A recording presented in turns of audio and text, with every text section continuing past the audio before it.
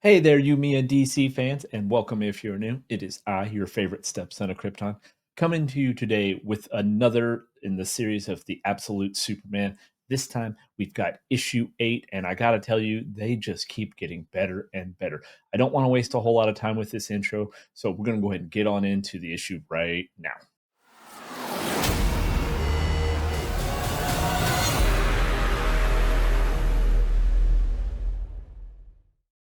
All right, guys. Like I said, I don't want to waste a whole lot of time in the intro. We have a lot to cover in this issue. It's a little bit longer than some of the other ones have been.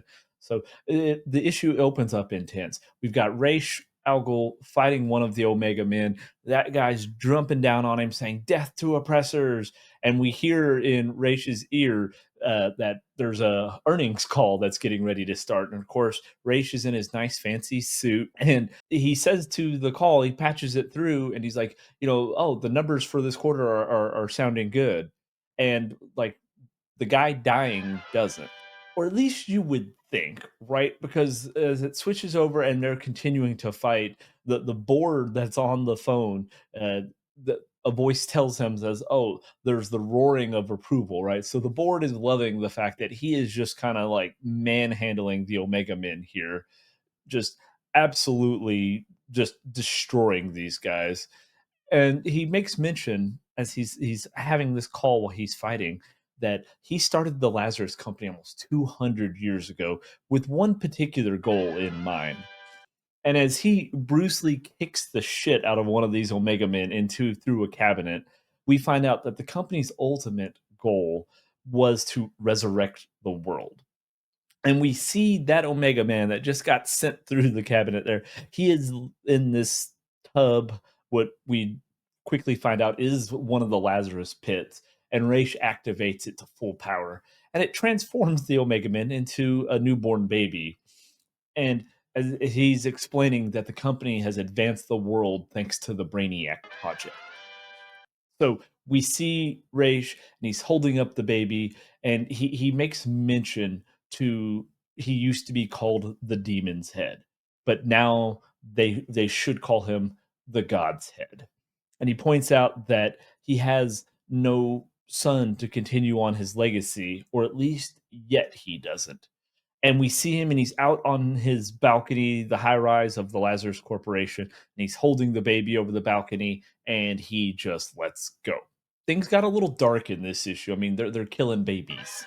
So just as Roz ends the call, I say Roz, Raish, Roz. I'm gonna probably call him both, thanks to the Arrowverse. Really, just kind of messed me up with that. I apologize, guys.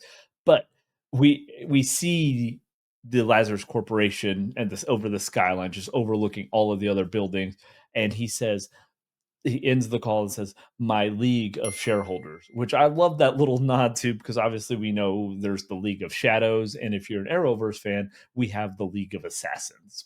So now we're going to completely switch gears, and we're going to go to Smallville, Kansas, right? And we catch up with Cal, and he's at that nursing home that we've seen in some of the past issues when he's revisiting Kansas. And he's remembering Martha, he's remembering his home on both Krypton, and then the brief home that he had when he got to Kansas and the Kents had taken him in. And we see him, and he's dropping some seashells on the table for Martha, and he says, "I got these from all five of the oceans because she always wanted to travel and never got a chance to." But then Martha wakes up, and we get kind of a sad moment because Cal, that's a part of his history on Earth here that he holds dear to him. But Martha wakes up, and she doesn't remember him. And if we remember from the earlier issue, she is suffering from late stage Alzheimer's disease. So she calls for help, and in a whoosh, Cal vanishes. So Soul's trying to explain the condition that Martha's in, but Cal's in no mood for it. And just then, we see one of the Omega Men. We actually hear him call Cal Superman. The name's finally catching on, right? But then he says, I don't want anything to do with you, both of you. And then out of the shadows, we see Lois Lane. Now, obviously, Lois works for Lazarus, and the Omega Man is, well, he's one of the Omega Men. But they're actually arguing about who's worse and who's done what and whose boss has done what when they kind of realize Cal's gone. He's already disappeared while they were arguing. However, Lois believes he may still be close by, so she's trying to talk to him, and she's mentioning about how in the past 3 years that these miraculous saves have been happening all over the globe, and that how Superman's looking for a place to belong, like he had in Smallville, and he's looking for somebody to trust. Now, this kind of brings up vibes of in Man of Steel when Lois is trying to track down Superman and she goes back through the past to all of the different saves and the different times people have encountered Clark and is kind of putting the pieces back and builds that puzzle to go back to his home. All of the friends of a friend who claimed to have seen him. For some, he was a guardian angel. Yeah. For others, a cipher, a ghost who never quite fit in. So the Omega Man tells Lois that Superman came back to fight for what is left of Smallville. That cue the "Somebody Save Me" music. That how like the Lazarus Corporation that Lois works for is the one that ruined that town. And I love how he mentions that basically they bought up all the farms and then they forced the farmers to work on their own farms that they used to own, and they pay them very little in Lazarus crypto. So Soul tells Cal that both of them represent basically the two primary ideologies of their planet, and that neither should be trusted. Or he's about to say trusted. He kind of gets there's that little pause break because Cal rushes in to say he's looking for Peacemaker Smith for the murders that he had committed in Pakistan. And then all of a sudden, suddenly we see this at the bottom of the page. We see this green crack, this text appear, and of course, we all know what this is. Right? So when we flash over now, we've got Cal center mass, and we see the green dust kind of oozing up from it, and we see a horde of peacemakers dropping in. And for the first time, you get a real look at the Omega Man's helmet, except unlike the others, he's got an alpha symbol on it. So Cal's bleeding out. We see a lot of blood all over the page, and Lois and the Omega Man are pointing their weapons at each other, neither wanting the other to touch Superman.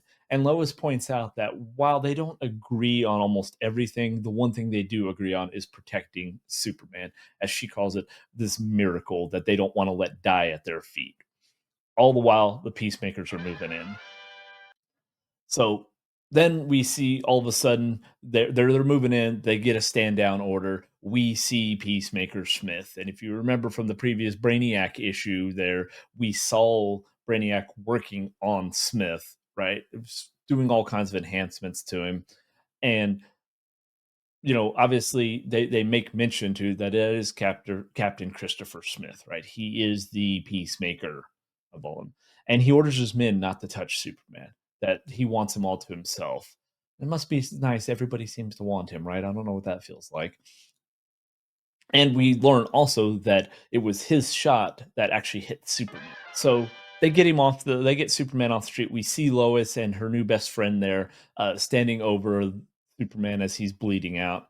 And as the Omega Man is saying that he thought Superman was bulletproof, which Lois remarks about how many bullets she's seen bounce off of him. All the while, Soul is trying to extract the bullet, but he's shocked when he realizes the projectile's composition. As the two continue to argue, boom, Smith busts in. So Smith grabs Superman, throws him through a wall while referencing all the people that he killed in Pakistan, and we see him smash Superman's head into the ground with his fist. Soul notes the marked upgrade in Smith's abilities and informs Cal that his solar energy is being rapidly depleted due to the radiation from the bullet. And as they go blow for blow, giggity, Soul tells Cal that the bullet is of Kryptonian origin. So we got Superman down. Lois and the Omega Man have their guns drawn, and they're calling for Smith's arrest for all the murders that he has committed. Just then, the good people of Smallville, they show up to provide some backup, and one of the peacemakers reminds Smith that their order is to bring in Superman alive, to which Smith responds by trying to strangle him. And then just then, wham, Superman's up with a massive punch. He hits Smith, and we see the helmet to the suit, which I think looks just badass. To be honest, he kind of reminds me of my Warlock character in Destiny 2 when you have the solar subclass and you have the solar gauntlets on. Uh, and we hear Soul say he's going to unlock Superman's solar reserves and initiate tornado mode. mode, which is just freaking awesome, right?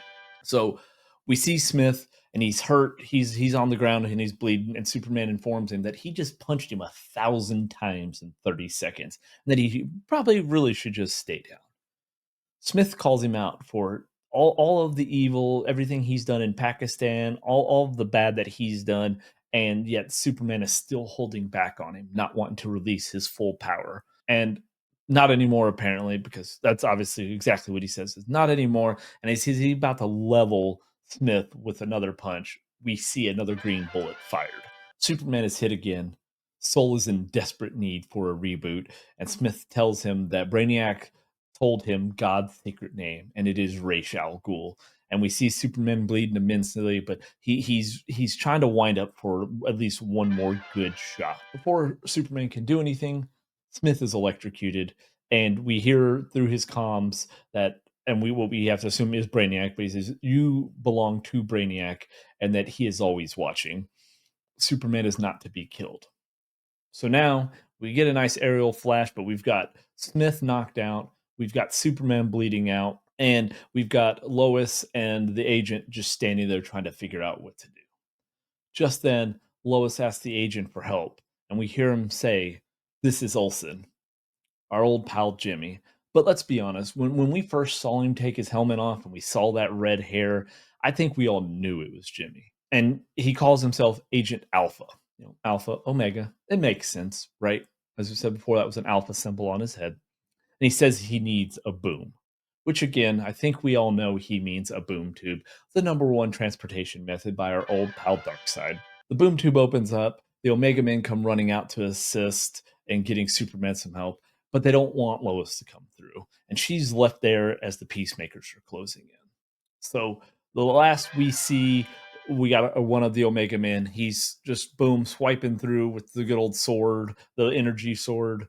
He's got the Halo sword, swiping through a couple of the peacemakers and kills them. And then he disappears. And Lois is there, captured, hands up, and she says, "What have I done?" And that's where the issue ends. Whew, that was a long one. That's what she said. But I really, really like this issue. We're really, really picking up in the pace where I know it kind of started off a little slow, kind of like all of the comics has, where we've really, really been picking up, and I especially love it with the actual Absolute Superman series. And if you have made it with me this far and you've listened to me discuss this whole issue with you, you might as well go ahead and give the video a like. Consider subscribing to the channel and doing all the good stuff that I normally have Mantis say for you to do. Clicking your bell notifications. Let me know down in the comments, how are you feeling about the Absolute series? Which one is your favorite? And if it is Superman, let me know what you're feeling on it. If there are other comics in these different series of all the Absolute and the new All In you want us to do, let me know and we can do that as well, guys. But to keep this video as short as is humanly possible, that is going to wrap it for me here on this issue of You, Me, and DC. Until next time, guys, I'll see you then.